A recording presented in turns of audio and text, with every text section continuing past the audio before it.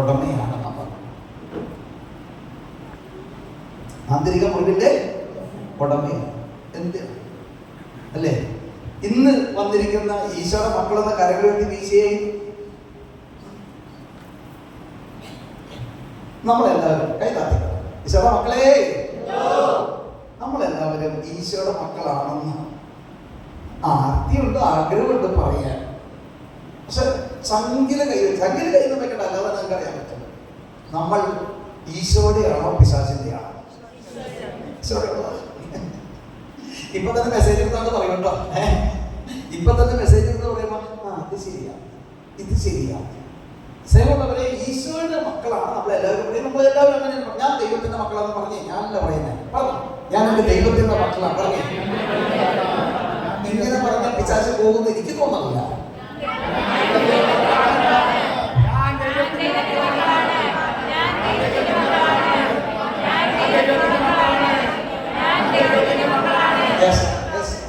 വിഷയം കിട്ടിയെനിക്ക് തടസ്സങ്ങളുണ്ടായി. ഞാനിവിടെ പ്രാർത്ഥിച്ചില്ല. നിങ്ങൾ പറഞ്ഞു ഞങ്ങൾ ദൈവത്തിന്റെ മക്കളാണെന്ന് നീ പ്രഘോഷിക്കപ്പെട്ടപ്പോൾ യാത്രക്ക് തടസ്സമാണ്. അപ്പൊ നിങ്ങളുടെ വിശാല തടസ്സം മാത്രമല്ല, നിങ്ങളുടെ എന്ത് കാര്യത്തിലും തടസ്സമുണ്ടായിരുന്ന രണ്ട് വലിയ പിശാച് മാറിപ്പോയി. ഞാൻ ഒന്നും ചെയ്യില്ല. ഞാൻ എന്താണ് നടക്കുന്നത് മാത്രം വീണ്ടും ദർശനം തന്നെയാണ്. എല്ലാ കാര്യം ശരിയാവുന്നു. എല്ലാ കാര്യം ഒന്ന് യാത്രക്ക് തടസ്സം, അതായത് നിങ്ങളുടെ മുൻപോട്ടുള്ള ഏത് മേഖലയ്ക്ക് തടസ്സമാണെങ്കിൽ നിങ്ങൾ ദൈവത്തിന്റെ മക്കളാണെന്ന് മാത്രമേ പറഞ്ഞോളൂ. അത് മനസ്സിൽ കേൾക്കുകയാണോ പറഞ്ഞതുപോലെ എനിക്കറിയില്ല. ആ പ്രഖ്യാപനം നടത്തിയപ്പോൾ തന്നെ പിശാചിനവിടെ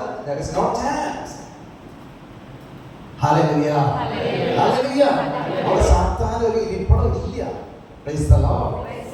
അങ്ങനെയാണെങ്കിൽ നമ്മളിപ്പോ ആയിരിക്കുന്ന അവസ്ഥയിൽ നിന്ന് ആയിരിക്കേണ്ട അവസ്ഥയിലേക്ക് മാറണോ? തന്നെ മാറണം. എങ്ങനെ മാറണം? വിവിധ കാര്യങ്ങൾ ഓർത്ത് നിരാശ, ഭർത്താവിനെ ഓർത്തുള്ള നിരാശ, ഭാര്യയെ ഓർത്തുള്ള നിരാശ, മക്കളെ ഓർത്തുള്ള നിരാശ, ജോലിയില്ലാത്തതിന്റെ നിരാശ,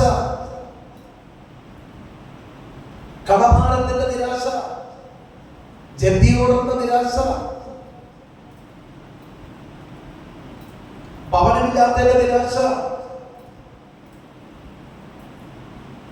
വ്യാപാരം അല്ലെങ്കിൽ നടക്കാത്തതിന്റെ നിരാശ,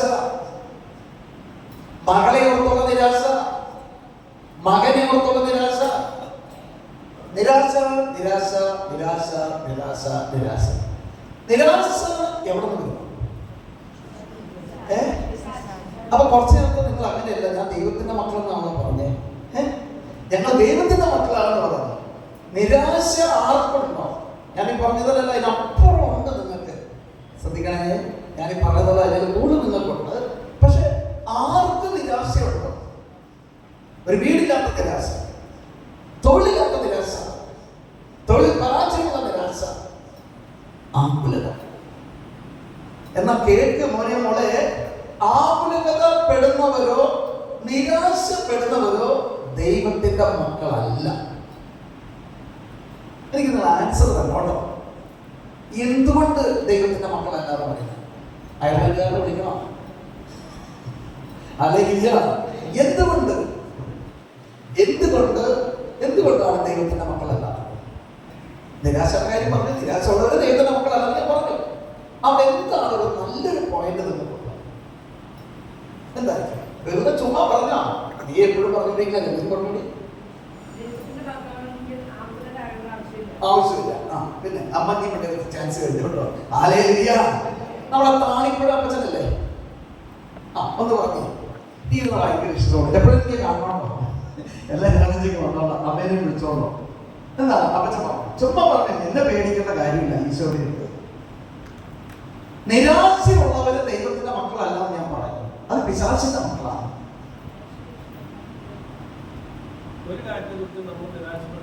ആവശ്യമില്ല. ഓക്കെ, അവിടെ ഞാൻ നീ പറഞ്ഞ രണ്ടുപേരോടും നിങ്ങൾ എല്ലാവരോടും പറയാണ്, നിങ്ങൾക്ക് എന്തുകൊണ്ട് നിരാശ വരുന്നു? വിശ്വാസമില്ല, പ്രത്യാശയില്ല. അല്ലെങ്കിൽ നിങ്ങൾക്ക് വിശ്വാസമില്ല.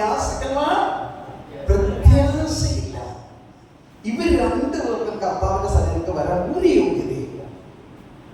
ഒന്ന് പറഞ്ഞ്, എന്റെ ദൈവത്തിന് അസാധ്യമായി പറഞ്ഞാൽ പോരണ്ട, ഇന്ന് ചേഞ്ച് വേണം. അതിനടുത്ത നേരത്തെ നിങ്ങളോട് ഉണ്ടാവുക. ഇവിടെ കണ്ടുവരുന്ന അതാണ്. ഹല്ലേലൂയ. പറഞ്ഞ എന്റെ ദൈവത്തിന്റെ നാമത്തിൽ എനിക്കൊന്നിനും കുറവില്ല. ഞാനിനി അവിശ്വസിക്കുകയില്ല, ഞാനിനി നിരാശപ്പെടുകയില്ല. സ്നേഹമുള്ളവരെ, കർത്താവ് ജീവന്റെ ഉറവിടമായി യേശുവാണ് ചെന്നത്. എവിടേക്ക് ചെന്നേ? ബെസൈദ കുളത്തിൻകരയിൽ 38 വർഷക്കാലം തളർന്നു കിടന്ന രോഗി. ആ തളർന്നു കിടന്ന രോഗിയോട് യേശു ചോദിക്കുകയാണ്, സൗഖ്യം പ്രാപിക്കാൻ നിനക്ക് ആഗ്രഹമുണ്ടാവും? ഉടനെ എന്താ പറഞ്ഞത്? അവിടെ നിരാശ. എവിടെ? ദൈവത്തിന്റെ പുത്രൻ, ദൈവം തന്നെ ചെന്നേക്കാണ്. അവിടെ നിനക്ക് സുഖം പ്രാപിക്കാൻ ആഗ്രഹമുണ്ടോ ചോദിക്കുമ്പോ പറഞ്ഞെന്താ? എന്നെ വെള്ളത്തിലിറക്കാൻ ആളില്ല. വെള്ളം ഇളകി കഴുത്തോളമായിട്ടും എന്താണ് അവിടെ? ആളില്ല. എന്നേക്കാൾ മുമ്പ് അനേകം മക്കള് ചാടുന്നു, ഇറങ്ങുന്നു, പോകുന്നു, സുഖം പ്രാപിക്കുന്നു. അതെന്താണ് ആ പരാതിയുടെ? ആ പരാതിയുടെ ഉൾക്കാമ്പ് എന്താണ്? ആ പരാതി അവിടെ നിരാശയുണ്ട്, അധികം മുറിവുണ്ട് അവിടെ. പിന്നെ വിശ്വാസം പൂർണ്ണതയിലേക്ക് എത്തിയില്ല. ഹല്ലേലൂയ. വന്നങ്ങനെ ദൈവമാണോ എന്തെങ്കിലും, അല്ലാതെ അച്ഛനോ കപ്പ്യാനോ ബ്രദറോ ഒന്നും അല്ല ചിന്തിക്കുന്നത്. ഹല്ലേലൂയ. ഒരു ക്രിസ്ത്യാനി എന്ന് പറഞ്ഞാൽ what's the meaning of Christianity? Christianity ഒരു ക്രിസ്തു മറ്റൊരു ക്രിസ്തു ആണ്. യെസ്, അത് മാത്രമല്ല, ഒരു ക്രിസ്ത്യാനി ബ്ലെസ്സിംഗ് കൊടുക്കേണ്ടവനായിരിക്കണം. മറ്റുള്ളവർക്ക് സൗഖ്യം കൊടുക്കേണ്ടവർ. രോഗസൗഖ്യം മാത്രമല്ല, അതൊക്കെ എല്ലാം ബാക്കാണ് മക്കളെ. ഹല്ലേലൂയ. ഒരു ക്രിസ്ത്യാനി എല്ലാവരെയും മാനസാന്തരപ്പെടുത്തേണ്ടവനായിരിക്കണം. മത്തായി 28:1 നിങ്ങൾ ലോകം മുഴുവൻ പോയി പിതാവിന്റെ പുത്രന്റെ പരിശുദ്ധാത്മാവിന്റെ നാമത്തിൽ സകല ജനതകളെയും ജ്ഞാനം കൊടുക്കാൻ, പരിശുദ്ധാത്മാനം കൊടുക്കാൻ, മാനസാന്തരപ്പെടുത്താൻ. എത്ര പേരുണ്ട്? നീ ഇരിക്കുന്ന എത്ര മക്കളെ, എത്ര മക്കളെ ദൈവത്തിൽ പഠിപ്പിക്കാൻ സാധിച്ചു? നീ പോകണം, നീ കയറണം, ചെല്ലണം, ഇറങ്ങി ചെല്ലണം, സമൂഹത്തിലേക്ക് ഇറങ്ങണം, വീടുകളിലേക്ക് ഇറങ്ങണം. നീ പ്രാർത്ഥിക്കുക, നിന്റെ കണ്ണുകളിൽ കിട്ടുക. ഇവിടെ ഞാൻ നിങ്ങളുടെ വസ്തുതയെല്ലാം ചോദിച്ചു. എന്താ ചോദിച്ചത്? ചോദിച്ചത് വേറൊന്നുമല്ല. ഇനിയാണ് നമ്മുടെ ധ്യാനം. എടി, അടുത്ത ധ്യാനത്തിൽ പറയുന്നോട്ടോ, ഞാൻ വരുന്നുണ്ട്. മക്കളെ, നിങ്ങളെ ദൈവം തെരഞ്ഞെടുത്തത് കൊണ്ടാണ്, നിങ്ങളെ ദൈവം സെലക്ട് ചെയ്തുകൊണ്ടാണ്, നിങ്ങൾ ആ പരീക്ഷയിൽ പാസ്സായത് കൊണ്ടാണ്. പ്രേക്ഷിത ദൗത്യത്തെ കുറിച്ചാണ് നിങ്ങൾ കേട്ടുകൊണ്ടിരിക്കുന്നത്. ഒരു ദൈവവാസി എങ്ങനെ ആയിരിക്കണമെന്നാണ് നിങ്ങൾ കേട്ടുകൊണ്ടിരിക്കുന്നത്. ഈശ്വര പറഞ്ഞുകൊണ്ടിരുന്നത് മാതാവിനെ കൊണ്ട് പറയിപ്പിക്കുകയാണ്. ഹല്ലേലൂയ. ഞാൻ ഇനി എന്തായാലും, നീ എന്തായാലും അവിടെ അഹങ്കരിക്കാൻ അവിടെ ചാൻസ് ഇല്ല. ഇന്ന് പാടിയല്ലേ നമ്മുടെ സീരീസ്, രസമുള്ള പാട്ടാണ്. ഹല്ലേലൂയ. എല്ലാ ദൈവത്തിന്റെ തേങ്ങയാണ്. അതെ, ആ പാട്ട് എവിടുന്ന് വന്നേ? റോമ 9:16 ആ വചനമാണെന്ന് പാടിയത്. റോമ 9:16. അതുകൊണ്ട് മനുഷ്യന്റെ ബുദ്ധി കൊണ്ടോ പ്രയത്നം കൊണ്ടല്ല, ദൈവത്തിന്റെ ദാനമാണ് എല്ലാത്തിന്റെയും അടിസ്ഥാനം. ഹല്ലേലൂയ. ഹല്ലേലൂയ. യേശുവേ നന്ദി. വലിയ വലിയ ഡോക്ടർമാരുടെ PG, വലിയ വലിയ എക്സാം, വലിയ വലിയ പ്രതിസന്ധികൾ വരുമ്പോൾ ബ്രദർ ആ വചനം പറഞ്ഞാണ് അവരെ ധ്യാനിപ്പിക്കുക. ഇവിടെ വരാനുള്ള ഡോക്ടർ ഷാരോന്റെ ഇവിടെ വന്നതുകൊണ്ടാണ് അവർ 3 മക്കളെ കിട്ടുകയും, അല്ല നിലവിലൊരാളെ കണ്ടറിനെ കിട്ടുകയും തമിഴ്നാട്ടിൽ നല്ലൊരു തിരക്കുള്ള ഡോക്ടറായി മാറുന്നു.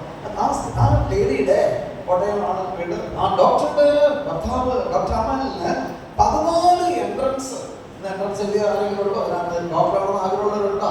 ഇപ്പൊ പറയേണ്ട കാര്യം എല്ലാം തോന്നുന്നു, ആരും ഇല്ലാന്ന് തോന്നുന്നു. ഹല്ലേലൂയ. സ്നേഹമുള്ളവരെ, 14 പ്രാവശ്യം എഴുതിയിട്ട് കിട്ടാത്തത് ബ്രദറിനോട് പറഞ്ഞ്, ബ്രദറിന്റെ ധ്യാനം കൂടുന്നു, അദ്ദേഹത്തിന് സ്റ്റെപ്പ് കയറാൻ പറ്റുന്നു, അദ്ദേഹത്തിന് മുട്ടുകുത്താൻ സാധിക്കുന്നു, കാർ ഓടിച്ച് കോഴിക്കോട് മഞ്ചേരിയിൽ ഇവിടെ വരുന്നു, മുട്ടുകുത്താൻ സാധിക്കുന്നു, സ്റ്റെപ്പ് കയറാൻ സാധിക്കുന്നു. അദ്ദേഹം അറിയാതെ തന്നെ കുർബാന ബലിയർപ്പണ അവസാനം വേറെ പൊട്ടുത്തി.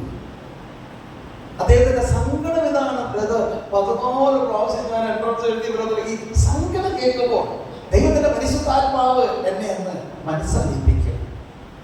ഓഫർ കൊടുത്തു, സഹോദര, നിന്നെ ഞാൻ എൻട്രൻസ് നിനക്ക് ഞാൻ മേടിച്ചു തരും, 4 മാർക്ക് കൂടുതൽ ഞാൻ നിനക്ക് മേടിച്ചു തരും. കൈയടിച്ചെന്ന് പറഞ്ഞ ഹല്ലേലൂയ, 4 മാർക്ക് കൂടുതൽ മേടിച്ചു തരും.